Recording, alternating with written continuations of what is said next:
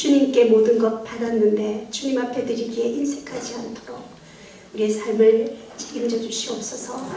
오늘 이 밤에 하나님 주실 은혜를 기대합니다. 우리를 사용하여 주시옵소서. 예수님 이름으로 기도합니다. 아멘.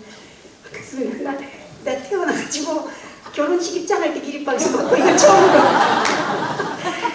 예, 감사합니다. 저만 이런 겁니까? 강사가 오는 분마다 그럽니까? 오늘 나 깜짝 놀라가지고 오늘도 막 너무 이 사람 영웅을 알아보는구나 막 이러면서 예, 그렇군요. 제가 목사님께 다시 한번 와달라는 부탁을 받고 그런 생각을 했어요. 목사님 여러분 보시면 참 겸손하시잖아요. 그때나 지금이나 너무너무 겸손하시잖아요. 그래서 저는 이렇게 하나님은 중심을 보시지만 하나님은 중심을 보시지만 사람은 외모를 보잖아요. 저는 저렇게 겸손한 목사님은 큰 교회 목사님이 아니다. 여전히 작은 개척교회 상가의 목사님이시구나 그런 생각을 하고 내비를 맞춰가지고 오니까 너무 큰 교회 앞에 내가 잘못 왔는 줄 알고 다시 주소로 다시 찍었더니 여기인 거예요. 그래서 제가 깜짝 놀랐어요. 야, 하나님 이렇게 산전교회를 축복해 주셨구나. 예, 그래서 저도 놀라고 또 하나님 인도가 여러분 얼마나 기가 막힌 간증들이 많을까 기대되고 그렇습니다. 근데 저를 또 알아보는 분들이 계시고 참 경력도 좋으시니까 이렇게 총회장님도 하시는 거 아니겠습니까? 네, 고맙습니다. 예. 목사님이 그러셨잖아요. 소개하실 때 20년 전이나 지금이나 여전히 똑같은 막 너무 가분하게 소개해 주셨는데 몸둘 바를 모르겠습니다. 근데 목사님은 거짓말을 못하는 분이에요. 그렇게 믿고 감사합니다. 네, 제가 여기 안산에도 지하철이 있죠. 네, 가끔씩 여러분 지하철을 타다 보면 문이 고장이 나가지고 안 닫힐 때가 있어요. 그럼 보통의 승객들은 앉아가 문이 닫힐 때까지 이렇게 기다리죠. 근데 성질 급한 사람이 꼭 일어나가 왜 안 닫긴 하고 내다보잖아요. 근데 그때 문이 딱 닫혀요. 기가 막히게. 그러면 이게 센서가 있으니까 다시 얼른 문이 다시 열리잖아요. 얼마나 아프겠어요. 문에 끼었는데 그것도 목을 타고 있던 사람이 놀라가지고 막 걱정을 하고 있는데 이 사람이 갑자기 웃기 시작하는 거예요. 그 아픈데. 그래서 왜 그런가 하고 궁금해서 이렇게 보니까 그 사람이 그러는 거예요. 역할에 내 같은 놈 또 하나 있다.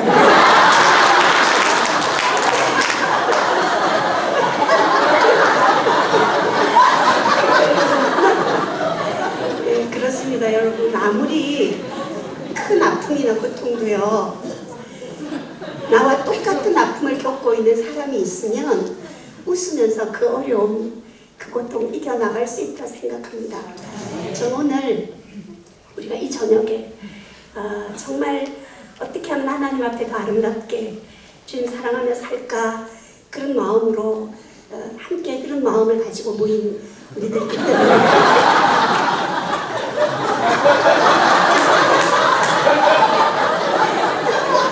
참 신선한 경험을 하셨어요.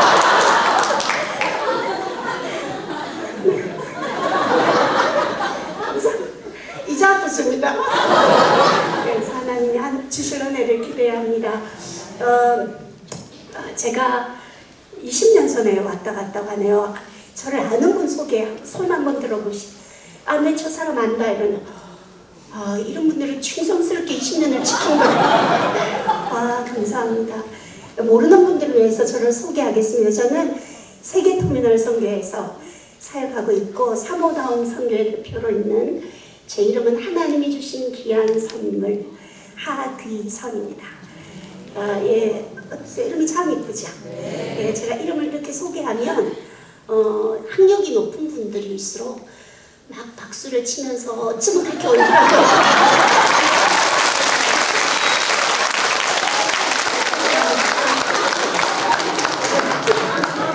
어쩜 그렇게 얼굴하고 이름하고 똑같느냐 막 그러시고 막 그러시는데 여러분들이 제가 볼 때 눈치도 없어 받을까.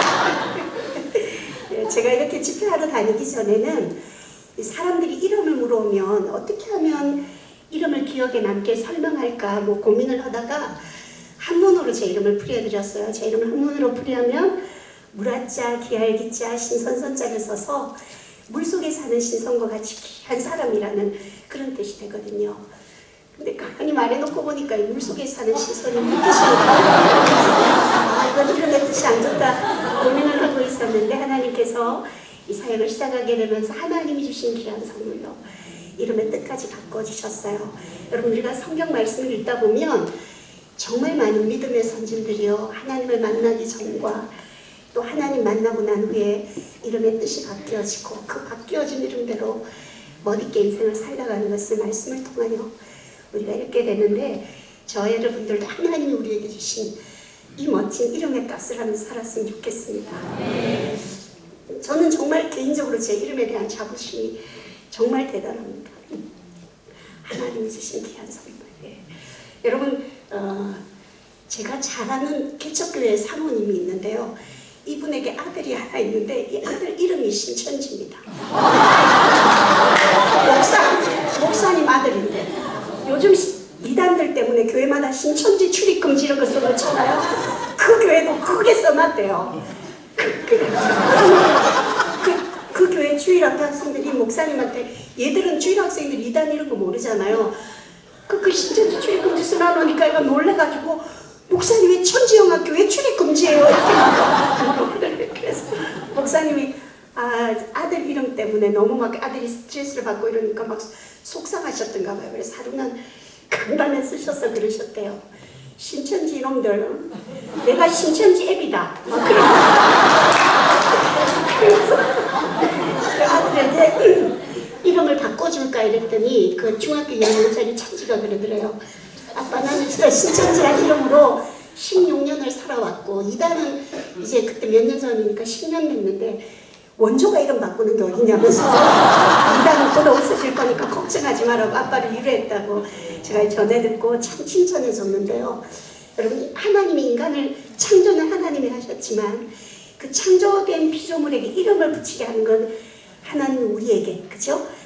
그 창조 사역에 동참할 수 있도록 허락해 주셨어요. 여러분들의 부모님이 또 여러분들이 자녀를 낳으면 정말 그가 어떻게 인생을 아름답게 살아야 할까 고민하고 기도하면서 정말 많은 고민 끝에 이름을 지어주지 않습니까? 우리 이름들이 그렇게 얻어진 이름이거든요. 근데 이제 우리가 교회 생활을 오래 하다 보면 뭐 집사님, 권사님 뭐 이렇게 누구 엄마 이렇게 불려지다 보면 자기 이름을 잊고 살기가 쉬운데요. 오늘 옆 사람에게 내 이름의 뜻이 이런데 내 앞으로 이름 값하고 살겠다면서 자기 한번 서로 통성명 한번 하고 지나가도록 하겠습니다.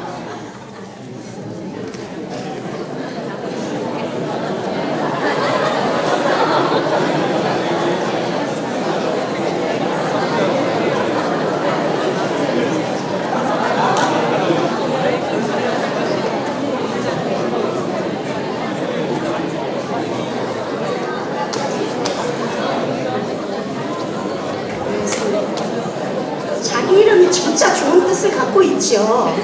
우리가 그런 사람들입니다. 하나님이 우리를 눈에 넣어도 아프지 않을 만큼 사랑하는 그런 대단한 사람들이라니까요. 그래서 오늘 당당하게 어깨 탁 펴고 멋있게 사람 무서워하지 말고 당당하게 그렇게 오늘 이름값 하면서 우리가 자신있게 주인공으로 살았으면 좋겠습니다. 여러분 날아다니는 새들을 보면 상처 없는 새가 없고 걸어다니는 사람들마다 사연 없는 사람들이 없죠. 아마 이 자리에 와 계신 여러분들도 또 산정인 교회가 오늘까지 기가 막힌 사연들 안고 다 오셨을 텐데 오늘은 제가 만난 하나님 여러분과 함께 잠깐 나누겠습니다.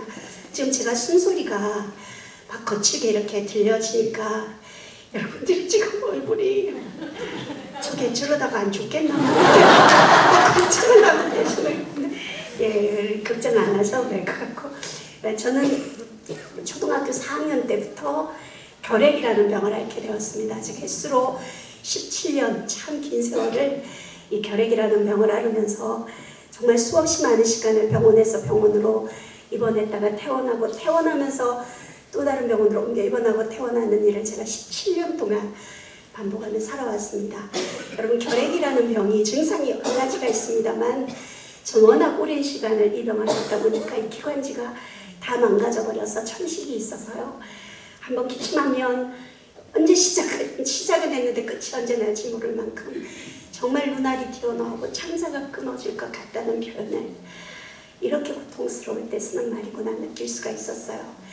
이렇게 앉아서 기침을 하는 것도 힘이 드는데 저녁에서 누워 잘 시간이 되면 제가 누워서 잠을 잘 수가 없었어요. 왜냐하면 눕기만 하면 가락가락 하는 그 천식환자 소리, 목소리, 숨소리가 들려지고 또 기침이 더 심해지니까 누워서 잠을 못 자니까요. 제 앞에다 이불을 며칠 쌓아두고 그 위에다 벽에를 몇 개 올려놓고 이렇게 앞으로 엎드려서 제 기억으로 아마 1년 동안을 밤낮으로 앉아서 밤을 새워봤었습니다.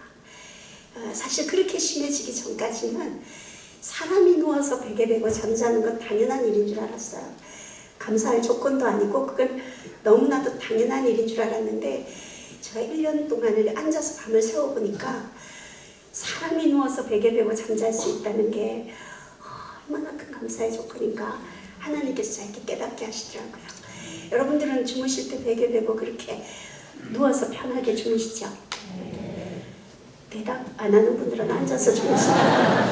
우리 잘 누워서 잠을 자는데요. 여러분, 오늘 제 간증을 들으시고 예배가 마쳐진 후 집에 가서 침상에서 주무시기 전에 기도하시죠. 그리고 오늘 밤은 다른 기도 잠깐 내려놓고 정말 잊고 살았는데 내 평생 이렇게 누워 잘 수 있는 이 건강을 주셨던 하나님께 정말 감사합니다. 꼭 기도하고 잠자리에 들었으면 좋겠어요. 왜냐하면 우리가 여러분 작은 것에 감사의 조건을 찾아서 우리가 하나님 앞에 감사를 고백하면 작은 것에 감사할 줄 아는 그 사람에게 우리 하나님께서 더 좋은 것으로 더 많은 것으로 우리의 삶에 감사의 조건들을 더하여 주시는 분이신 것을 제가 확실히 믿고 있습니다. 제가 이렇게 평지를 걸어가도 숨이 차고 2층 계단만 올라가려고 해도 계단 난간에 기대어 서서 서너 번을 쉬어야지 2층 계단을 올라갈 수 있을 만큼 제 폐가 많이 망가져 버렸어요. 한 번씩 피를 토하면 피를 토하는 시간을 예고하고 토해지는 게 아니에요. 뭐 새벽이고 밤이고 예측할 수 없이 피가 넘어오기 때문에 언제나 제 옆에는 커다란 세숫대야가 그림자처럼 저를 따라다녔어요. 왜냐하면 이런 두루마리 휴지나 손수건 같은 걸로는요 그 코에 셀에서 쏟아져 나오는 많은 피들을 감당을 할 수가 없었어요.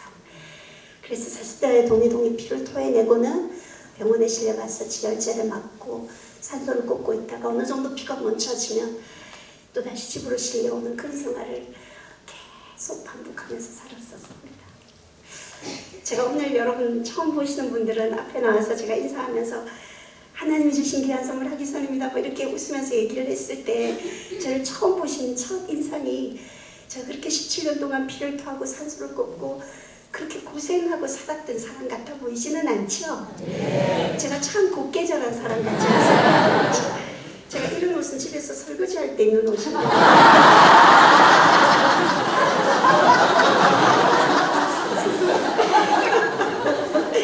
참 제 인생이 참 드라마 같다 그런 생각 한 번씩 해요. 우리 모두가 다 인생의 주인공은 다 여러분 각자이어서 여러분들도 기가 막힌 그 장면들 잊혀지지 않는 장면들이 있으실 텐데 저에게도 그런 장면들이 몇 가지가 있어요. 그 중에 하나가 한 번은 제가 퇴원을 해서 집에서 치료를 받고 있을 때였어요. 근데 그때 저희 어머니는 직장을 갖고 계시니까 새벽이면 일찍 엄마는 일을 하러 가셔야 됐어요. 그래서 엄마가 새벽에 일하러 가실 때는 제 간호를 어린 동생들에게 맡겨놓고 가세요. 제가 큰딸이거든요. 그러면 동생들이 대소변은 받아내주는데요. 갑자기 코에서 이래서 막 피를 토해내면 저를 돌봐주기는커녕 겁에 질려가지고 울고만 있는 거예요. 여러분들이 피를 토한다 이렇게 상상하는 건 그냥 휴지나 티슈에 피를 받아내는 정도로만 생각하시는데요. 여러분이 사람들이 각혈을 하다가 많이 죽어요. 왜냐하면 괄괄괄괄 피가 쏟아지면 숨을 쉴 수가 없거든요. 그럼 숨을 쉬려면 넘어오는 피를 꿀꺽 삼켜야 돼요. 그리고 숨을 쉬고 근데 이게 피가 바로 목 기도로 넘어가면 바로 응고가 되거든요. 힘을 내서 그 막 굳어진 핏덩이를 뱉어내지 않으면 보통 기도가 막혀서 죽게 돼요. 근데 사람이 여러분 본능적으로 살려고 하면 손가락으로 입을 넣어서 막 그 피덩이를 잡아낸단 말이에요. 얼마나 무섭겠어요. 그러니까 어린 동생들이 그런 모습을 보니까 돌봐주기는 그냥 막 울고 있더라고요. 근데 사실 정작 피를 토하는 저는 얼마나 무섭겠어요. 근데 저보다 더 어린 동생들이 그 어른이라고는 하나도 없는 밤에 집에서 울고 있으니까 제 마음속에 동생들을 얼른 안심시켜야 되겠다 이런 생각이 드는 거예요. 근데 여러분 사람이 그렇게 코에서 이래서 도기도기 피를 토해내고 나면 정신적으로든 육체적으로든 기운이 하나도 없어요. 말할 기운이 없어요. 근데 동생들이 무서우니까 이제 제 급한 마음에 동생들 보면서 안심시키느라고 이제 말할 기운은 없고 해서 웃어줬어요. 나중에 엄마가 오니까 동생들이 다 엄마한테 울면서 일러주는 거예요. 엄마 그게 더 무서웠다면서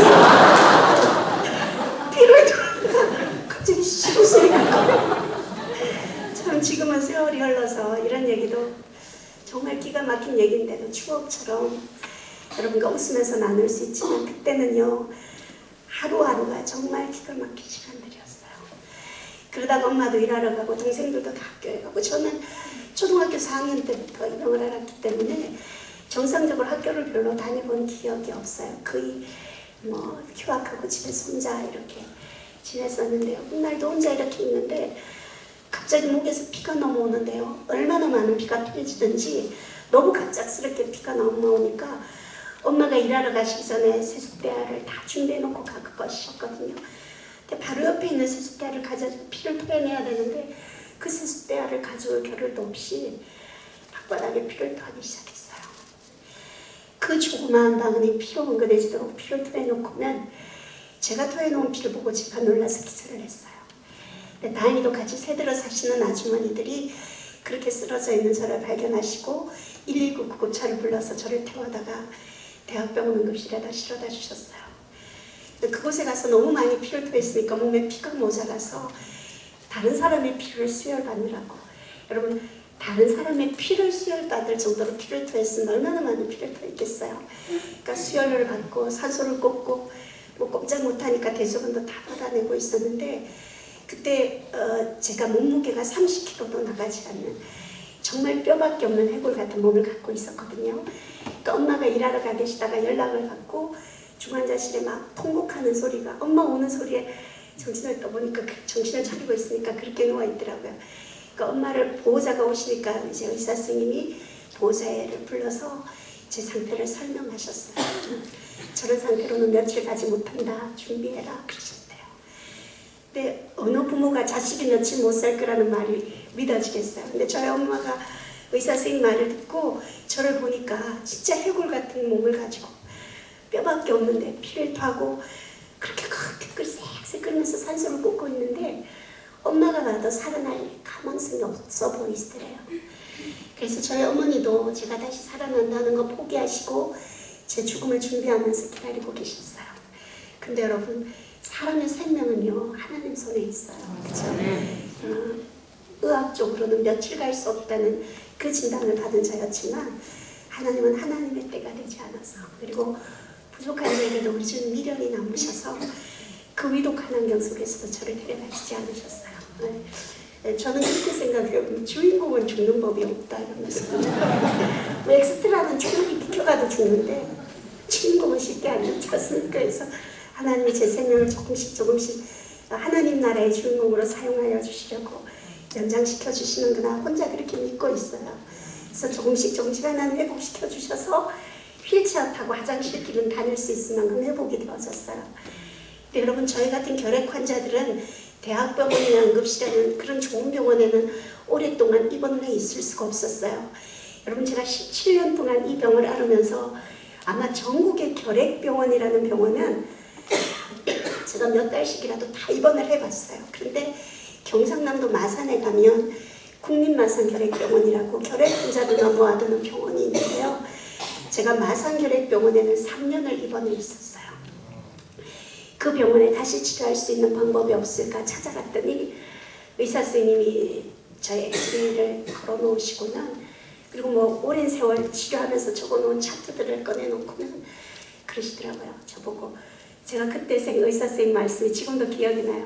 하기선 씨 너무 오랫동안 이 병을 앓았고 이미 결핵약이란 약은 다 먹어버려서 약의 내성이 와서 이제는 먹을 약이 없다는 거예요. 그러니까 차라리 집으로 돌아가서 잘 먹어야 낫는 병이니까 영양가 있는 음식이나 먹으면서 새로운 결핵약이 개발될 동안 기다리는 것이 좋겠다. 바로 연락해 줄 테니까 집으로 돌아가라 그러더라고요. 제가 근데 그때 집으로 돌아갈 수 있는 그런 상황이 못 되었어요. 그때 저희 집이요 진짜 가난했었어요. 그때가 아버지 사업 부도나고 아버지가 행방불명 되셨어요. 그래서 저희들이 정말 대낮에도 전기불을 켜지 않으면 동굴같이 캄캄한 그런 지하실 방에서 그 단칸방에서 6 식구가 살고 있을 텐데 여러분 사실 결핵이라는 병이 전염이 되는 병이잖아요.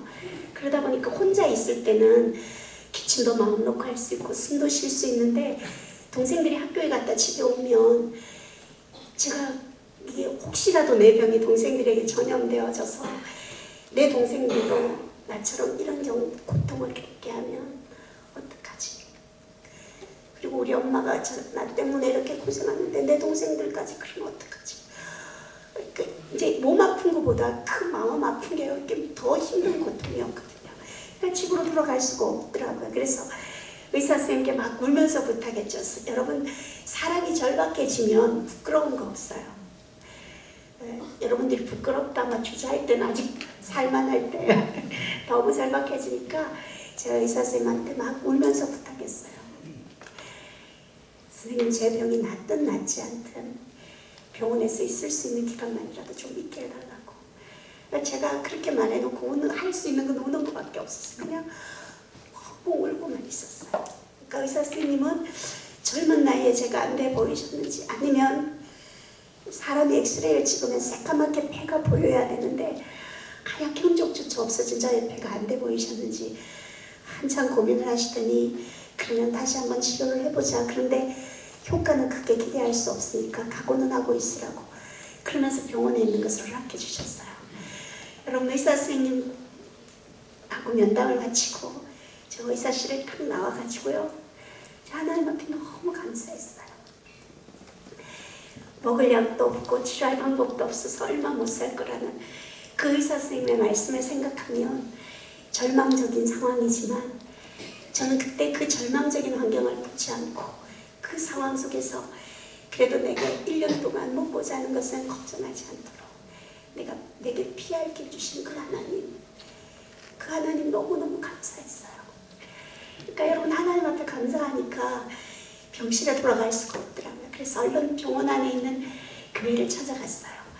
병실에서 교회까지 가는 거리가 여러 번 걸은 거리로 하면 2, 3분이면 가는 아주 짧은 거리였어요. 근데 저는 숨이 너무 많이 차니까 몇 걸음 걷다가 주저앉아서 쉬고 또 몇 걸음 걷다가 숨이 차면 또 비가 넘어오니까 그렇게 피를 받아내면서 20분이 훨씬 넘게 걸려서 교회를 도착했어요.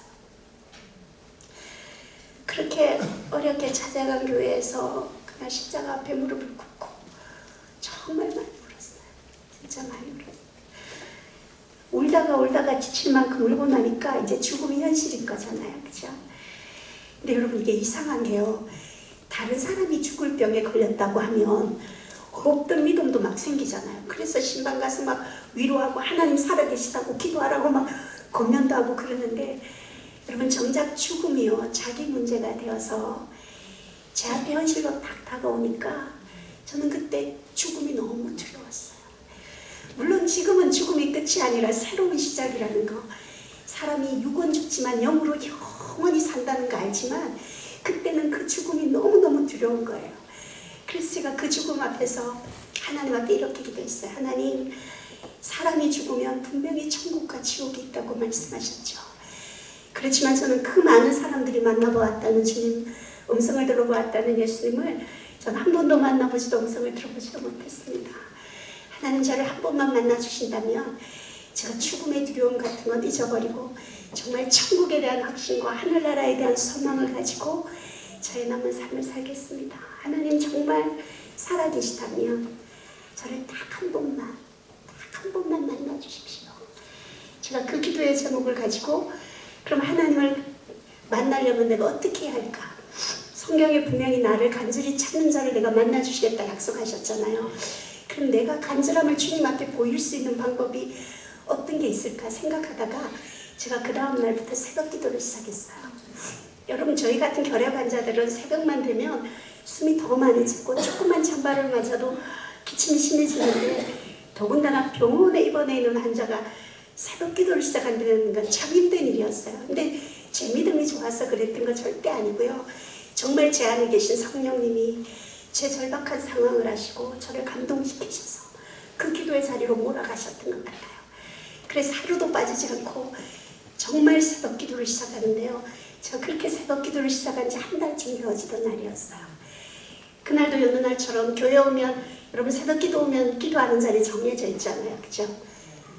새벽 기도 안 오니까 기도 정해져 있어요. 그 자리에 앉아서 그날도 하나님 앞에 눈물로 기도하는데요. 여러분, 저는 하나님의 음성을 무서운 목소리 그렇게 듣지 않았어요. 혼내는 목소리로 듣지 않았어요. 믿음 없다 나무라는 목소리로 듣지 않으셨어요.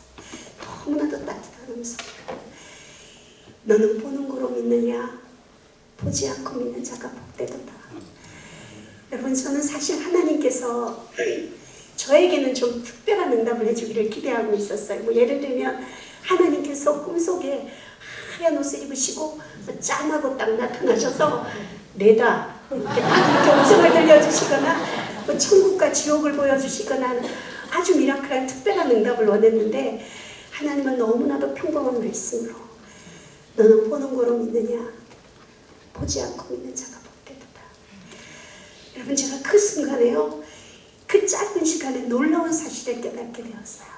아, 그래, 바람이 어디서 와서 어디로 가는지 우리 눈에 보이지 않아서 볼 수 없지만 시원한 것으로 바람해준지 알 수 있는 것처럼 우리 주님 내 눈에 보이지 않아서 내가 볼 수 없고 만질 수는 없어도 언제나 우리 주님은 늘 변함없이 늘 내 안에 늘 나와 함께하고 계신다는 사실을 깨닫게 하셨습니다. 저는 제가 아파하고 힘들어할 때 그 고난 속에 저 혼자 울고 있는 줄 알았었는데요. 여러분, 우리 주님은 제가 아파할 때 저보다 더 많이 아파하시고, 제가 힘들어하고 통곡하고 있을 때 우리 주님 저보다 더 많이 안타까워하시면서도 너무나도 저를 사랑하셔서 제가 건강했다면 하나님 떠나 살 사람이라는 거 너무나도 잘 아시고, 그 17년 긴 세월을 어긋난 세상의 길로 나가지 못하도록 우리 주님 곁에 꾹꾹 붙들어 두셨다는 사실을 깨닫게 하셨습니다. 건강한 자로 지옥 가게 하는 것보다, 그죠? 비록 불구인 채로라도 천국 가게 하는 것이 우리 아버지의 뜨거운 사랑의 방식이셨음을 제가 그때 깨닫게 되었어요. 여러분, 하나님이 나를 사랑하시고 그 고난 속에 나와 함께하고 계신다는 사실이 믿어지니까요, 이 세상에서 나보다 더 행복한 사람은 없다고 생각이 바뀌어지더라고요. 내 일거수일투족 우리 주님이 나와 함께 하신다는 그 함께함의 믿음이 있으시니까 정말 저는 병이 고쳐지고 안 고쳐지고는 둘째 문제였어요. 너무 행복했어요. 그래서 오래도록 그 자리에 앉아서 기도하고 그날 병실에 돌아와서 잠을 자는데요. 여러분, 내가 전 지금도 그날 그 새벽을 잊을 수가 없어요. 근데 참 조심스러운 게요, 사람마다 하나님을 만나는 경험이 다 다르잖아요. 그렇죠? 어떻게 사랑하는 사람을 만난 사연이 다 똑같을 수가 있겠어요. 그렇죠? 하나님을 만나는 것도 그런 것 같아요. 믿음의 수준만큼, 지식의 분량만큼 하나님 다르게 만나주시는데, 하나님 제게 그렇게 만나주셨어요. 사람이 어떻게 색깔을 설명할 수 없는, 파랗다고밖에 생각할 수 없는 그 너무나도 파란 하늘이었어요. 예수님 못 박혀 돌아가셨던 그 나무 십자가가 그날 정면으로 제 가슴에 꼽히는 꿈을 꾸게 하셨어요. 꿈인지 생신지 너무나 놀라서 일어났는데, 그때 시계를 보니까 새벽 2시였어요. 다른 환자들 다 침상에서 자고 있는 그 새벽에요, 제가 혼자 얼마나 숨죽여 울었는지 몰라요. 여러분, 그때 흘렸던 눈물은 신세 한탄하면서 서러워서 흘렸던 그런 눈물하고는 차원이 다른 눈물이었어요. 아, 고난을 주셨던, 그리고 질병을 허락하셨던, 그럴 수밖에 없었던 나를 사랑하셨던 아버지의 마음을 이해하게 되니까 내가 비로소 하나님의 것으로 온전히 인쳐졌다는 사실에 너무너무 감사하고 행복했어요. 여러분, 하나님의 사랑을 깨닫고 은혜를 받게 되면, 은혜 받은 사람은요, 하나님 만난 사람은 앉아서 신세 한탄이나 하고 울고만 지내지 않아요. 나도 누군가에게 내가 받은 하나님의 사랑 전해주고 싶다는 마음이 들었어요. 제가 이 결핵계에 17년간을 몸담고 있다 보니까 제가 이래봬도 결핵계에서는 거성입니다. 결핵계에서 하기서 내가 모르는 간첩이에요. 그러다 보니까 많은 환자들이 제게 별명을 지어줬는데 이병동 쌕쌕이라는 별명을 지어줬어요. 제가 입원해 있었던 병동이 이병동이었어요. 근데 제가 걸어다니면서 숨을 쉴 때 슥슥 끓이고 다니니까 환자들이 자기들도 숨차가 입원했는데 저보고 이병동 쌕쌕이라고 놀렸어요. 제가 비록 이병동 쌕쌕의 몸이지만 내 건강으로 내 몸으로 할 수 있는 주의 일이 무엇일까? 하나님 앞에 내 사랑을 전할 수 있는 방법이 무엇일까? 열심히 기도했어요. 근데 지금은 제가 숨소리가 하나도 안 들립니까? 예. 근데 그때는 얼마나 숨이 찼겠어요. 제가 지금 기관지 확장하는 약을 종류별로 3번을 뿌리고 왔는데 그때는 지금보다 얼마나 숨이 찼겠어요. 그러니까 기도를 하면서 쓱쓱 끓이면서 가슴은 뜨겁고 하나님 제가 무슨 일을 할까요? 막 기도했어요. 그때 제가 기도하다가 혼자 막 웃었어요. 왜냐하면 제 숨소리가 제가 들어도 너무 크게 들리는 거예요. 그래서 쓱쓱 끓이면서 주님 제가 무슨 일을 할까요? 그러면 주님이 제 숨소리를 듣고 니는 그냥 쉬라 막 이러잖아요. 근데 주님이 그러지 않으시고 저희 병실 바로 앞에 중환자 병실이 있었거든요. 하나님이 그 중환자 병실을 기억나게 하시더라고요. 제가 처음 입원할 땐 중환자실에 입원했는데 얼마 지나지 않아서 일반 병실로 옮겼기 때문에 중환자실에 있는 환자들이 제가 누군지 다 알고 있잖아요. 근데 하나님은 그 중환자 병실을 기억나게 하셔서 중환자 병실에 가서 산소를 먹고 있는 환자들 산소도 조절해드리고 제가 여러분 이 산소 조절하는 건 간호사들보다 더 잘하거든요. 그래서 산소도 조절해드리고 또 피를 토하는 환자들 피도 받아내주면서 정말 저의 최선을 다해서 그 중환자실에 있는 환자들을 섬기고 돌보고 또 죽음을 앞두고 불안해하고 있는 중환자들에게 죽음이 끝이 아니라 새로운 시작이다. 영원히 산다. 내가 만난 하나님 그 천국과 지옥 그분들에게 전하기 시작했어요. 그런데 여러분 우리 하나님 얼마나 멋진 분이신지요. 화장실 길도 겨우 가는 그 쌕쌕 끓이는 몸으로 중환자 병실 봉사를 오래 하지 않아서 그 다음 달 검사를 하는데요. 여러분 어떤 약을 먹고 어떤 주사를 맞고도 치료되지 않았던 17년 동안이나 저를 괴롭혔던 결핵균들이 그날 검사 결과 모조리 떨어지는 놀라운 기적을 체험하게 하셨어요. 지금 제가 건강해 보이지만 왼쪽 폐는 제가 하나도 없습니다. 이게 수술을 해서 없어진 게 아니라 17년 동안 알아오면서 결핵균들이 다 갉아먹어버려서 이 폐가 다 녹아내려서 왼쪽 폐는 하나도 없어요. 그래서 받쳐주는 폐가 없기 때문에 제가 이렇게 서 있을 때나 걸어 다닐 때 이 왼쪽 어깨가 기우뚱해져 있어요. 그리고 그나마 있는 오른쪽 폐도 정상적인 여러분들은 오른쪽에는 상엽, 중엽, 파엽, 세엽의 폐가 있어요. 이 의학 상식인데요. 나가서 아는 척 하셔도 돼요. 근데 저는 상엽, 중엽은 하나도 없어요. 밑에 하엽만 그것도 거의 폐 기능을 상실한 늑망염까지 동반된 작은 폐를 가지고 지금도 생활하고 있습니다. 사실 결핵이라는 병이 다 나았다고 해서 금방 호흡이 정상적으로 돌아오는 것이 아니라 이미 없어진 만큼의 폐활량을 못하기 때문에 제가 지금 완쾌 된 지가 10년이 훨씬 지났지만 지금도 평지를 걸어가도 숨이 차고 2층 계단으로 오르려면 몇 번을 쉬어야 합니다. 제가 참 조심하지만 제 말하는 숨소리가 여러분에게 전달되어질 것입니다. 근데 이렇게 말하는 것도 숨차고 평지를 걸어가는 것도 숨찬 제가요. 하나님을 찬양할 때는 별로 숨차지 않아요. 그래서 이제는 더 심한 것이 생기지 않도록 다시는 죄를 범치 말라 당부하셨던 우리 주님의 당부의 말씀을 늘 기억하면서 저는 저를 살려주신 하나님께서 행여라도 제 생명 연장시켜 주신 거 후회하시지 않도록 저의 남은 삶을 정말 주님 기뻐하시는 일에 아름답게 쓰임받기를 원합니다. 여러분 몇 년 전부터 저희 같은 결핵 환자들에게도 장애인증을 주도록 법이 바뀌어졌어요. 그래서 제가 마산기력병원에 장애 진단을 받으러 갔죠. 그랬더니 외래를 봐주신 의사 선생님이 저의 엑스레이를 걸어 놓으시고는 자기들이 배운 의학으로는 설명이 안 되는 환자래요.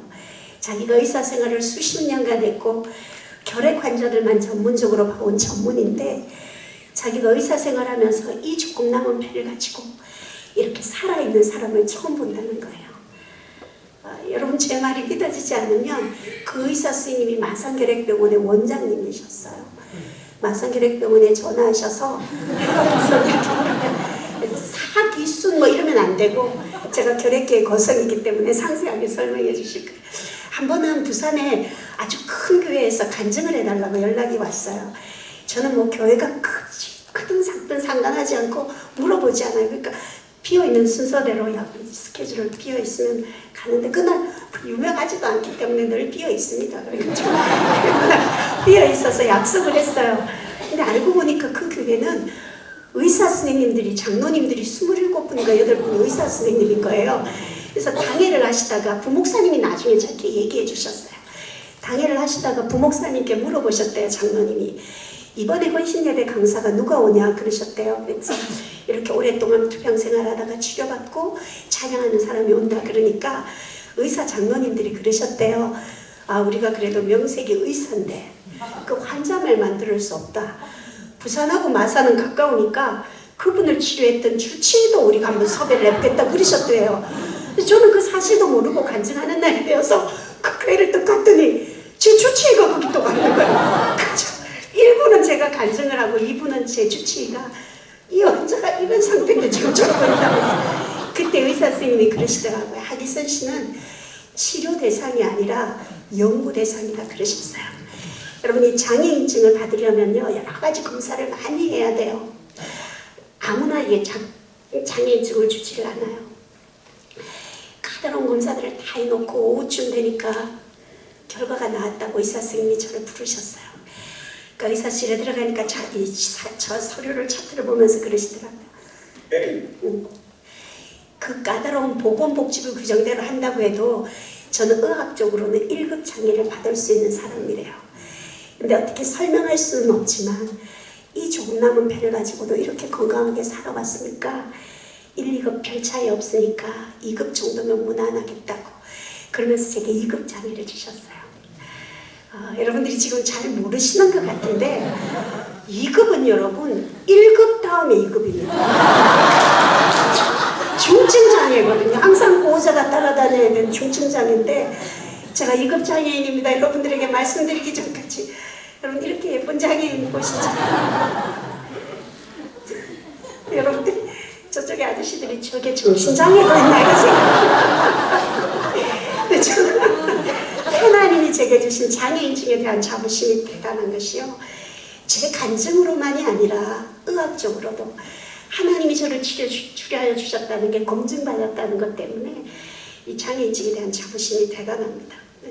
그리고 우리끼리 하는 얘기지만 장애인증이요 이게 국가공인 자격증입니다. 혜택이 정말 많습니다. 제가 제일 감사한 혜택이 장애인 주차 공간에 차를 주차할 수 있다는 거. 전 정말 하나님한테 그게 너무너무 감사해요. 근데 한 번은 제가 너무 이렇게 멀쩡해 보이다 보니까 얼마나 많은 에피소드들이 있겠습니까? 한 번은 토요일날 마트에 장을 보러 갔는데 이 주차 알바하는 총각이 1층이 난차라고 지하로 내려가려는 거예요. 근데 그 마트에는 1층에만 장애인 주차 공간이 있거든요. 그래서 제 차에는 노란색 휠체어가 그려진 장애인 마크가 있어요. 그래서 내가 장애인이라 그러니까 이 총각이 차를 이렇게 들여다보길래 제가 이렇게 웃고 있으니까 고개를 갸우뚱하더니 이제 막아놓은 깔때기를 치워주더라고요. 그래서 장애인 주차 공간에 차를 주차하고 내리려고 하는데 우연히 루밀로로 길을 보게 됐어요. 근데 그 알바하는 총각이 어떤 장애인이 내리든가 계속 쳐다보고 있는 거예요. 그래서 제가 고민이 딱 생기는 거예요. 왜냐하면 제 차에는 이제 루밀러에 십자가도 달려있고 뒤에 성경책도 딱 있어서 분명히 저 총각이 내가 교회 다니는 사람, 예수 믿는 사람이라는 거 알 텐데 장애인 주차 공간에 차를 주차해놓고 멀쩡하게 걸어 들어가 버리면 저 젊은 총각이 얼마나 예수 믿는 사람의 도덕성에 대해서 얼마나 또 상처를 받게 돼 큰 영혼을 실족시키겠는가. 제가 그렇다고 해서 안 그래도 숨찬데 그 멀리 있는 총각한테 걸어가가 총각 내가 이렇게 건강해 보이죠? 내가 사실은 17년 동안 폐병을 하다가 이것도 얘기하려니까 곤란하고 그래가지고 어떻게 할까 고민을 한참 하는데 여러분 장애인 주차 공간에서 마트 들어가는 입구는 거리가 짧잖아요. 그래서 저 내리는데 그 총각이 보길래 절고 들어갔어요. 그래가지고 코너에 앉아가지고 얼마나 혼자 안 웃었는지. 그날 주님도 진짜 많이 웃으셨어요. 야, 저거는 나도 못 말리겠다고 주님 그러셨어요. 근데 제가요, 그때 정말 제가 제 영광을 위해 그렇지 않았어요. 내 작은 행동 하나 때문에 행여라도 내가 사랑하는 그 주님 영광 가볼까 봐. 여러분, 하나님 앞에요, 달라고 기도해도 응답 못 받는 사람이 있고요, 달라고 해야 겨우 하나 응답 받는 사람도 있고, 근데 구하지도 않았는데 우리 주님이 너 뭐 필요하니 물어보는 사람이 있어요. 그렇죠? 여러분, 그 비결이 무엇일 것 같습니까? 제가 답은 말씀드렸어요. 우리가 하나님의 영광을 위해 사는 사람은 그 인생 하나님이 책임져 주세요. 그렇죠? 우리가 우리 삶으로 하나님 사랑하는 모습이 드러날 수 있었으면 좋겠어요. 그렇죠? 그래서 아주 열심히 그래서 이렇게 건강하게 살아가고 있습니다. 제가 결혼한 지가 이제 20년이 훨씬 넘었죠. 근데 이제 제가 남아있는 배가 워낙 작기 때문에 전 아이를 가질 수 없다는 의사의 진단을 받았습니다. 네, 그러다 보니까 육신의 자녀는 없어요. 근데 하나님이 저에게는 작은 교회 사모님들, 개척교회 사모님들을 섬길 수 있는 그런 마음을 허락하셔서요. 여러분, 사람이요, 자기의 재능과 소질을 최대한 발휘해서 죽을 곳이 있어서 죽을 곳을 향해 달려가는 사람은 그 일이 고상하든 유치하든 가장 가치 있는 일이라 생각되었습니다. 하나님이 제게 제 재능과 소질을 최대한 발휘할 수 있고 그 일을 기쁘게 할 수 있는 일이 바로 사모님들을 섬기는 일이었어요. 그래서 여러분, 3월 5일이 무슨 날인지 아세요? 3월 5일은 사모의 날입니다. 3월 5일, 사모데이. 내가 사모데이? 막 이러면서 우리가 그냥 축제를 여는 거죠. 네, 정말 사역을 이렇게 하다 보면요, 정말 목회의 무게에 가난의 짐까지 안고 살아가는 정말 작은 개척교회 사모님들이 너무 눈물을 많이 보게 돼요. 그래서 그분들을 위로하는 날을 한번 지정하자 생각했는데, 그날이 이제 올해로 6년째 사모데이라는 사실을 사역을 하게 됐어요.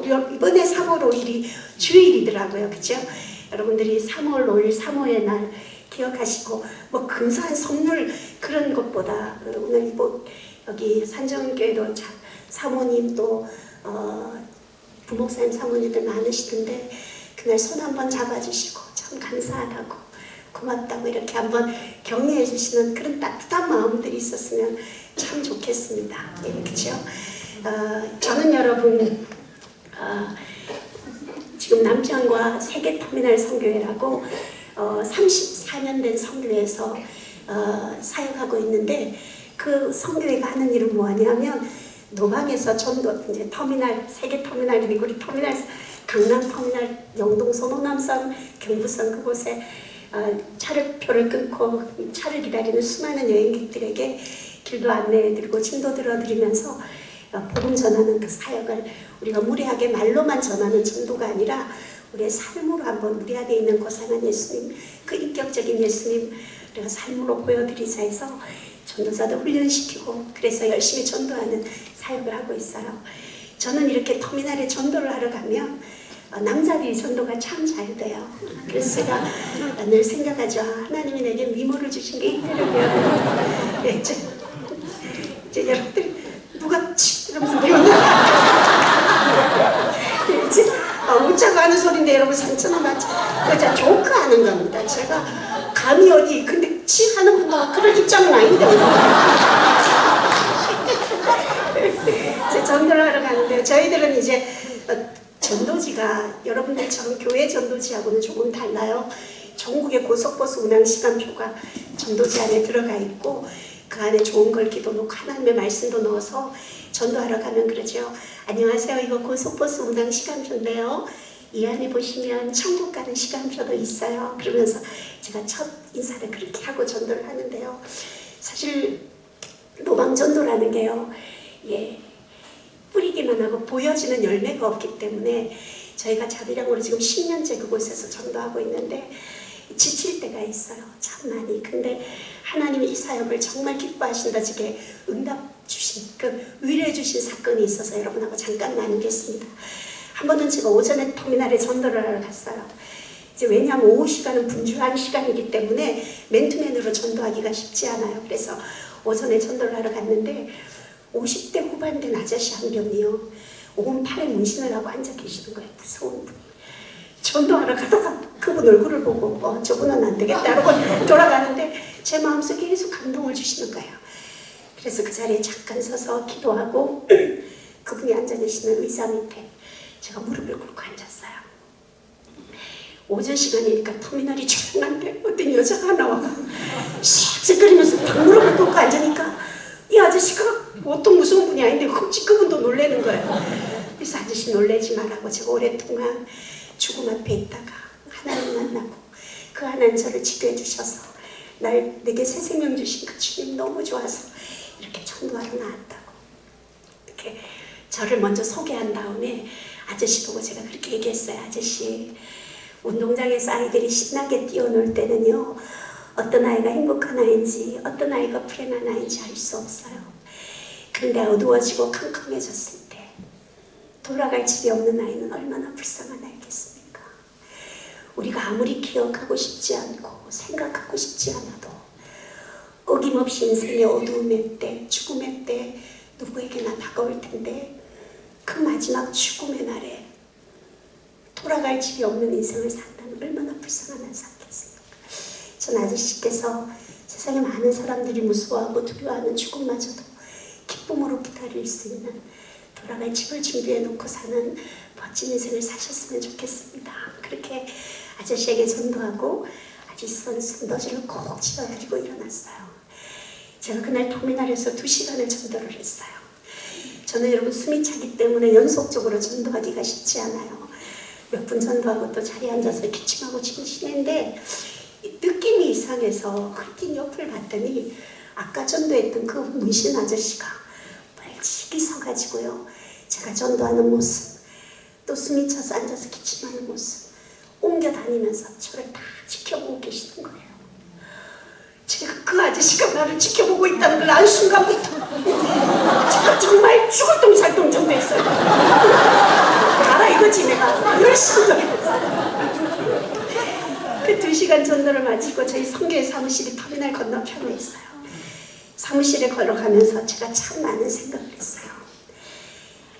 난생 처음 만난 여자가 또 자기 하나 몸도 숨이 차서 쌕쌕거리면서 그래도 내가 예수님 때문에 행복하다고, 내가 돌아갈 집에 있어서 너무 행복하다고, 그렇게 복음 전하는 내 모습을 보고 저 아저씨가 무슨 생각을 하고 2시간을 지켜보고 나를 따라다녔을까. 여러분 물론 그분이 예수님을 영접했는지 안 했는지는 알 수 없어요. 그렇지만 씨를 뿌리는 일은 제가 감당했기 때문에 잘하게 하시고 거두시는 몫은 아버지의 몫이고 씨 뿌리는 일, 우리가 해야 하는 이 일에 최선을 다해야 하지 않겠습니까? 여러분 하나님께서요 예수님이 가나 혼인잔치에 포도주가 떨어졌을 때 하인들에게 포도주를 만들어서 갖다 주라 하지 않으셨잖아요. 그죠? 물만 떠다 주라 그랬어요. 순종하면 포도주는 주님이 만드시는 거거든요. 우리가 물 떠다 주라는 그 주님의 순종 말씀에 우리가 순종하는 삶을 살았으면 참 좋겠어요. 저는 1년에 한 서너 번 정도는 정기적으로 병원에 입원을 하게 돼요. 한 2주 정도 입원해 있다가 산소를 놓고 있다가 염증의 수치가 좀 낮아지면 또다시 퇴원하고 계속 이렇게 반복을 하게 되는데요. 한 번은 제가 호흡곤란이 와가지고 병원에 입원을 했어요. 1달 반, 2달을 병원에 입원해 있었는데요. 한 2주면 그래도 호흡이 정상 조금씩 돌아오는데 1달이 지나도 이 호흡 산소를 수치를 계속 높일 만큼 숨이 가라앉질 않는 거예요. 그러다가 1달쯤 지나는 새벽에 2시쯤 됐는데 너무 심한 호흡 곤란이 왔어요. 제가 얼마나 산소 호흡기를 잘 조절하겠어요. 깜짝 놀라가지고 산소를 최고로 올렸어요. 그런데 했는데도 소용이 없는 거예요. 그러니까 보호자가 간호사들을 부르고 당직한 의사 불러서 병원에 비상이 걸렸어요. 산소 수치를 재니까 너무 떨어지니까 얼른 제게 있는 산소를 빼내고 이상한 기계를 가지고 와서요. 몸속에 있는 이산화탄소를 빼내고 고다리 산소를 집어넣어주는 기계를 꼽더라고요. 근데 그 기계를 꼽으면 보통은 산소 수치가 조금씩 올라가야 되는데 그 기계를 꼽았는데도 수치에 변화가 없는 거예요. 여러분, 다른 고통도 물론 아픔이 다 다르겠지만 사람이 숨을 못 쉰다는 이 고통은요, 차라리 죽음을 하나님이 주시라고 소원할 만큼 말할 수 없이 고통스러워요. 얼굴이 퉁퉁 붓기 시작하고 의식을 잃어가는데 의사 선생님하고 간호사가 보호자하고 나누는 얘기가 제게 들리는 거예요. 저 기계를 꽂고도 호흡이 정상적으로 돌아오지 않으면 중환자실에 옮겨서 인공호흡기 껴야 되니까 준비하라 그러셨어요. 제가 그 숨이 넘어가는 그 고통스러운 상황에서 의사 선생님 얘기를 들으면서 제가 그동안 참았던 눈물이 왈칵 쏟아지는 거예요. 제가 그 짧은 시간 1, 2초 됐을까요? 시간상으로는 그랬는데 내 마음에 있는 모든 기도를 다 했던 것 같아요. 제가 하나님 앞에 그렇게 기도했어요. 하나님, 내가 이제껏 하나님 사랑하고 살았는데, 내가 주님만 보고 살았는데, 하나님, 내 마지막이 중환자실에서 인공호흡기 끼고 있다가 내가 주님 만나고 싶지 않아요. 하나님, 저 좀 살려주세요. 간절히 기도했어요.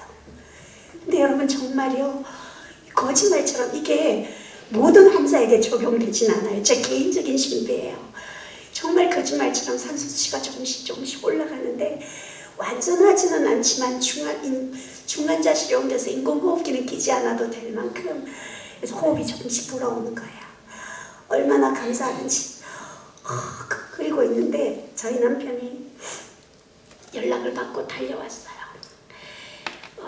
난생 이제 처음 이렇게 산처럼 부은 얼굴로 이상한 기계, 커다란 기계를 꽂고 그리고 있으니까 저희 남편이 그걸 보더니 콧줄 산소는 늘 끼고 있는 게 익숙했는데 그런 기계는 처음 봤잖아요. 저도 처음이었고. 그러니까 남편이 펑펑 울기 시작하는 거예요. 근데 제가 결혼하고 20년 넘게 살면서 저희 남편이 그렇게 우는 걸 처음 봤어요. 펑펑 울더니 제 손을 잡고 남편이 기도를 하기 시작하는 거예요. 하나님, 3년만 더 살려주십시오. 그렇게 기도하는 거예요. 근데 제가 그때는 급해서 아멘을 했어요.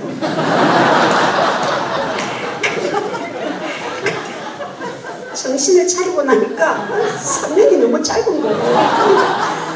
아마 그때 저희 남편은 석 달도 말할 수 없음, 믿음이 없으면 말할 수 없을 만큼 제 상황이 너무너무 위구독한 상황이었어요. 근데 저희 남편 믿음으로 3년은 큰 믿음으로 말한 거죠. 그래서 제가 정신을 차리고 남편한테 그랬죠.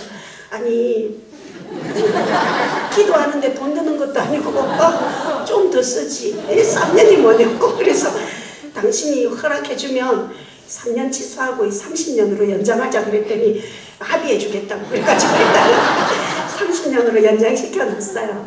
그래서 참 그렇게 지내는데요. 여러분, 정말 이게 사람이 숨이 차면요, 삶의 질이요 정말 떨어져요. 정말 떨어져요. 퇴원은 해왔지만 침대에서 화장실 가는 것 외에는 하루 종일 아무것도 숨이 차서 밥도 숨이 차서 못 먹는 거예요. 그러다가 일주일 단위로 계속 병원 입원 퇴원을 계속 했어요. 그때 한 번은 입원을 했는데 제가 이렇게 있는 병실 옆에 병실이 1인실이었어요. 그 1인실에서 사람이 한 명 죽은 거예요. 여러분, 사람 환자들은요, 병원에 있으면 누군가 다른 환자의 죽음을 보면 나비의 일처럼 느껴지지 않아요. 내 죽음은 어떻게 준비하게 되나 참 많은 생각을 하게 되거든요. 근데 그 환자가 돌아가시는 걸 보면서 저도 마음이 참 안 좋았어요. 그러다가 일주일 만에 이제 다시 퇴원을 했죠. 퇴원하고 집에 있다가 또 일주일 만에 호흡곤란이 와가지고 또 입원을 하러 갔어요. 그때가 여러분 한창 메리스가 유행할 때였어요. 제가 입원을 했는데 입원한 날부터 열이 나기 시작하는데요.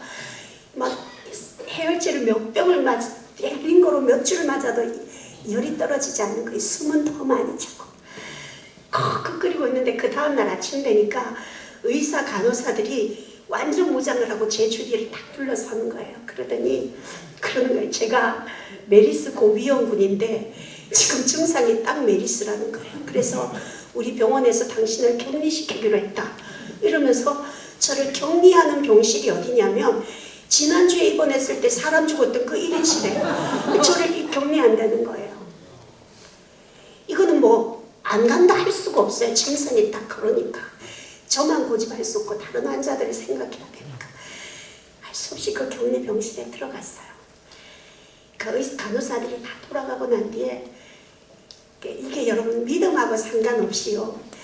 모르면 괜찮은데 내가 누워 지내야 될 저 침대에 시체가 누워 있었는데 그리고 이 병실 안은 아무도 들어올 수 없고 격리되어 와서 지내야 된다고 하면 너무 무서운 거예요. 근데 그 침대에 차마 앉을 수가 없는 거예요. 콧줄 산소를 이렇게 연결해가지고 문 앞에 서서 참 많이 울었어요. 혼자. 제가 낙천적인 성격이어서 잘 안 울거든요. 근데 진짜 많이 울었어요. 근데 울다가 가만히 생각해보니까 이렇게 울면서 3일을 그곳에서 지낼 수가 없는 거예요. 그러다가 가만히 생각해보니까 혹시라도 감사할 조건이 뭐가 있나 생각해봤어요. 그랬더니 생각을 바꾸니 감사할 조건이 막 생각이 나는 거예요. 첫째는 내가 아직 죽지 않고 살아있다는 게 감사했고 또 메리스가 아직 확진되지 않았고 기다릴 수 있는 희망이 있다는 게 감사했고 그리고 이런 환경 속에서도 내가 이곳에 서서 그래도 울면서 내가 감사의 조건을 찾고 있다는 이 믿음을 주신 하나님이 너무 감사한 거예요. 여러분 내 속에 감사가 흘러나오니까 그 무서움과 두려움이 순식간에 싹 꽂혀지는 거예요. 너무너무 행복한 거예요. 감사한 거예요. 그래서 찬양을 하면서 그 침대에 누워가지고 3일을요 지내는데요. 정말 하나님 앞과 독대하는 너무 행복한 시간을 가졌어요. 그렇게 3일이 지나고 메리스가 아니라는 게 확진되어져서 6인실 병실로 옮기는데 그 격리병실 문이 딱 열리는데요. 여러분 제가 6인실을 걸어가는데 신부 입장하듯이 걸어갔어요. 얼마나 감사했는지. 왜냐하면 제가 그동안에 그 전에 계속 일주일 단위로 입원하고 또 호흡곤란이 와서 또 입원하고 이게 하나님이 너무 원망스러운 거예요. 잘 견뎌왔는데 계속 너무 힘들어지니까. 그리고 이게 여러분 호흡곤란이 언제 올지 모르거든요. 늘 불안하게 시한폭탄을 안고 살아가는 그 최악의 고통을 한번 경험해보고 나니까 너무 무서운 거예요. 근데 그렇게 살아왔는데 하나님이 너무 섭섭했어요. 이제는 좀 쉽게 해주셔도 되는데 그런 마음이 드니까 늘 하나님 앞에 원망스러웠거든요. 그런데 여러분 격리병실에 3일 딱 있다 보니까 6인실에 있는 이 일상의 행복이 얼마나 큰 감사의 조건인가 하나님 제게 깨닫게 하시더라고요. 그래서 제가 그때부터는요 어떤 병원에 어떤 일이 있어서 와도 하나님 앞에 원망하는 거 하지 않아요. 너무너무 감사하게 살아요. 사랑하는 여러분 어떠세요? 제가 행복하게 보이지 않으세요? 제가 호흡기 급 장애인이고 자식도 없이 저는 저를 엄마라고 불러줄 자녀도 없고 제가 엄마라고 부를 어머니, 친정엄마도 시어머니도 작년에 2달 간격으로 다 돌아가셨어요. 친정어머니 돌아가시고 2달 만에 시어머니 돌아가셨는데요. 저는 저에게 시어머니는 정말 특별한 분이셨어요.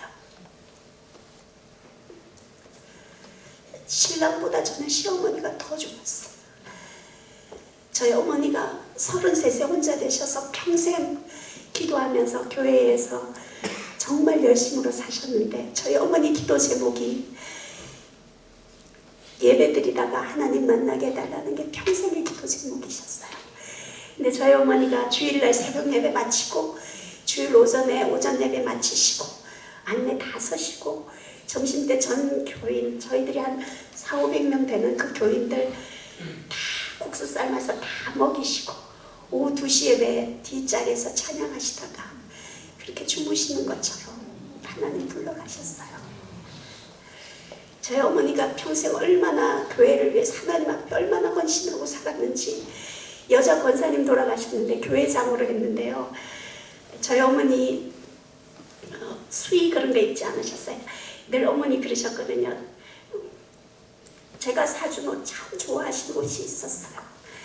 그 옷 곱게 입으시고 관뚜껑 다 열어놓고 오전에 7시에 발인 예배를 드리는데 성도들 300명이 그 자리에 다 참석하신 거예요.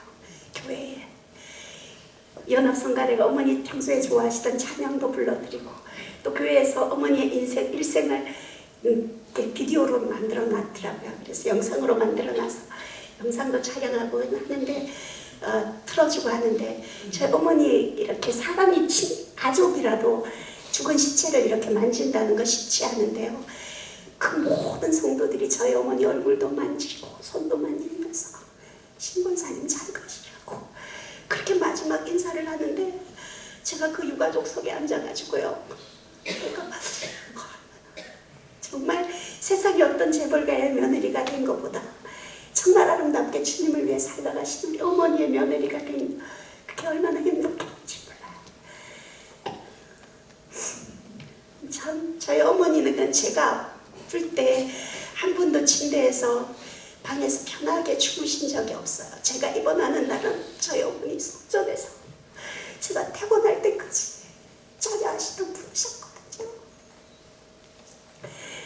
제가 늘 기도하던 제목이 저 때문에 마음 쓰셨던 두 분의 어머니, 친정어머니, 시어머니보다는 내가 먼저 가지 않도록 늘 하나님 앞에 기도했는데 저희 어머니가 돌아가셨다는 얘기를 딱 전해 듣고 전화기를 딱 끄는 순간 주님이 제 마음속에 다음은 네 차례다 그러시더라고요. 정신이 번쩍 들었죠. 하나님 늘 그렇다 보니까 저는 늘 죽음을 준비하면서 살게 돼요. 여러분 죽음을 준비하고 사는 사람은요 그다지 이 땅에 욕심나는 거 갖고 싶은 거 별로 없어요. 저는 오늘 밤이라도 주님이 내 생명도를 찾으셔서 내가 그토록 사랑했던 우리 주님을 만나게 되면 내가 첫마디 우리 주님 앞에 무슨 말을 해야 할까 늘 생각했어요. 저는 우리 주님을 만나면 첫마디가 그럴 것 같아요. 하나님, 주님 정말 감사합니다. 제 첫 고백이 주님 감사합니다. 그 고백이 될 것 같아요. 그러면 우리 주님이 제가 어떤 인생을 살아왔는지 다 아시잖아요. 그렇죠? 아까도 말했지만 초등학교 3학년 때부터 제가 엄마라고 불러야 됐던 새엄마들이 5분이나 계셨어요. 전염병을 앓는 제가 겪어야 되는 서러움은 말할 수 없어요.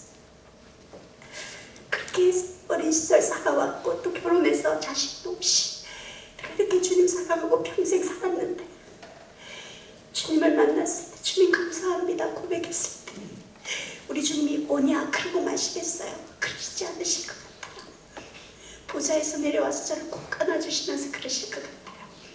아니야 그렇게 힘들고 어려웠는데 잘 살아줘서 내가 너 때문에 더 고마웠다. 제가 우리 주님 앞에 꼭 그 칭찬을 받고 싶습니다.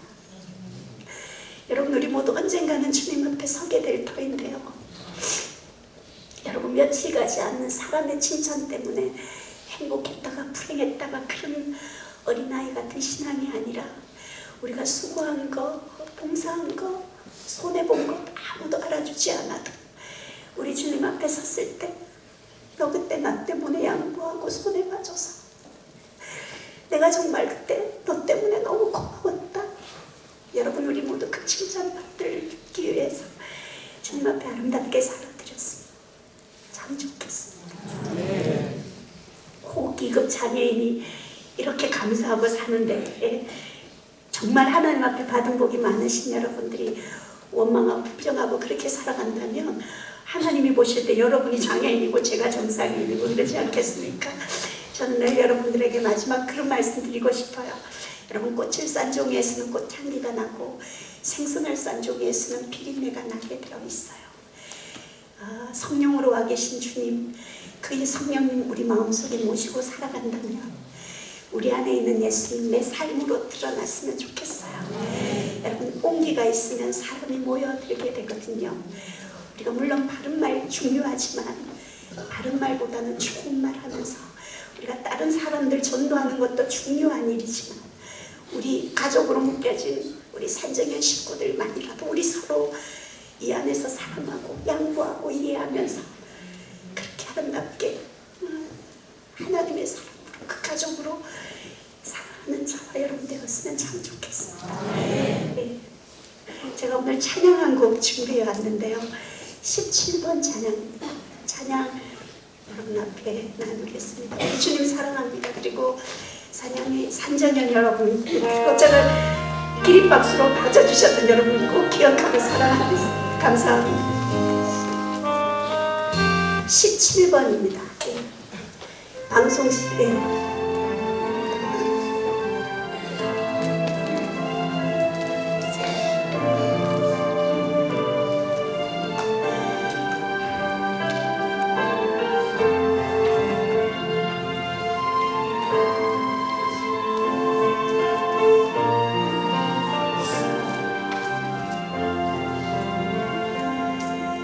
주님 한 분밖에는 아는 사람 없어요. 가슴 깊이 숨어있는 주를 사랑하는 주님 한 분밖에는 기억하지 못해요. 처음 주를 만난 그날 울며 고백하던 말, 나는 행복해요. 제사 받았으니 아버지 품 안에서 떠나 살기 싫어요. 나는 행복해요. 사랑이 샘솟으니 이 세상 무엇이든 채우고 또 남아요. 주님 한 분밖에는 사랑할이 없어요. 작은 가슴 뜨거우게 주님 피가 흘러요. 주님 한 분밖에는 약속하니 없어요. 나를 믿고 따르는 자 반석 위에 서리라. 나는 행복해요. 제사 받았으니 아버지 품 안에서 떠나 살기 싫어요. 나는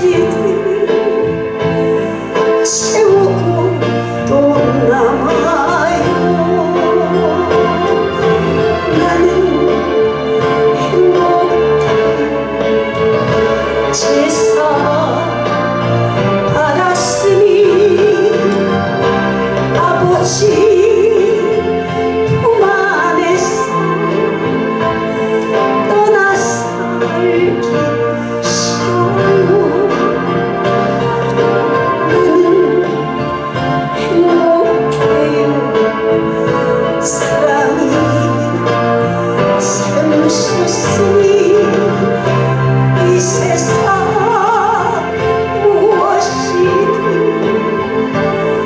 채우고 떠나마요.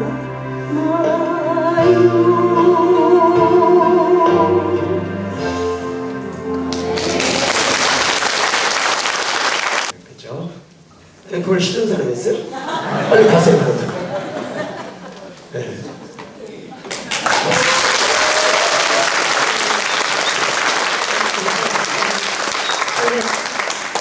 그 유명한 이런 얘기가 있습니다. 박수 칠 때 떠나라 뭐 이런 얘기. 예, 전 여러분들 앵콜을 안 하셔도 앵콜곡이 사실은 준비가 되어져 있었습니다.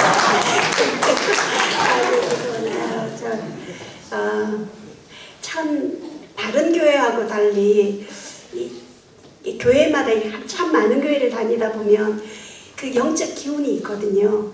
산정교회는 참 따뜻한 것 같습니다. 저한테 잘해주세요. 제가 사는 곳이 강화도입니다. 멀리서 왔죠. 한번 놀러 오세요. 부담 갖지 말고 마음은 가볍게 두 손은 무겁게 이렇게 하시면 되는데 전 여러분들이 참 부럽습니다. 이렇게 새털처럼 가벼운 몸으로 막 이렇게 다닐 수 있고 호흡 가는 거 걱정 없이 전 늘 살얼음을 걷는 것 같거든요.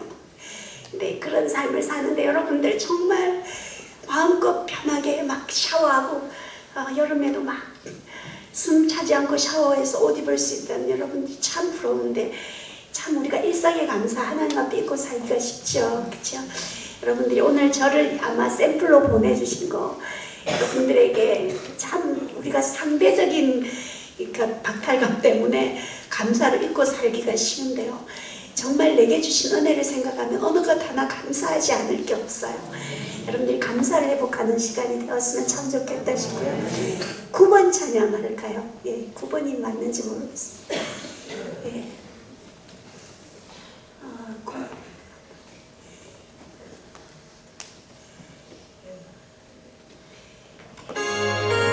아니요, 죄송합니다. 9번인가요? 8번인 것 같습니다. 예. 워낙 이게 참 좋으신 하나님 찬양하겠습니다.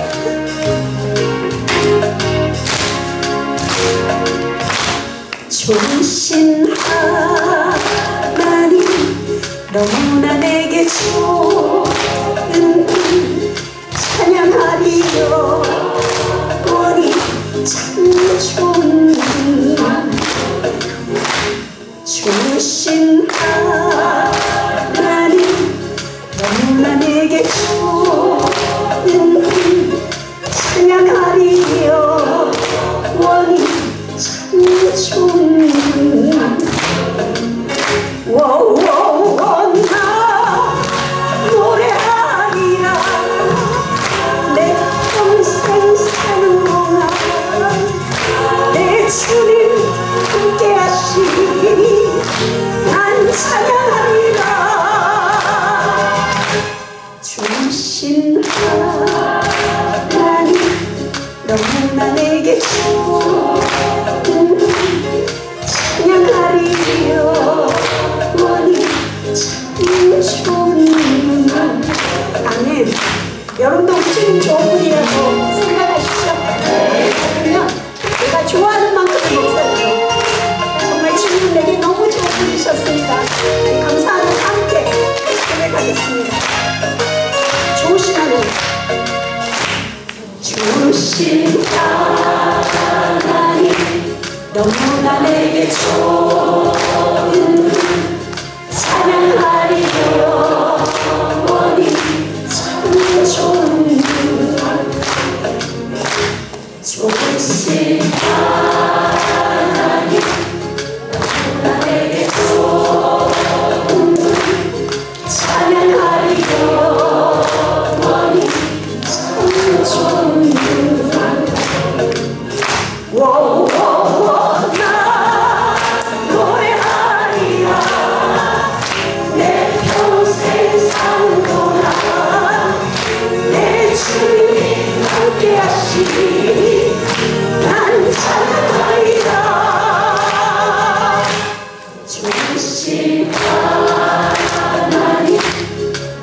나에게 좋은 찬양할 영원히 참 좋은 분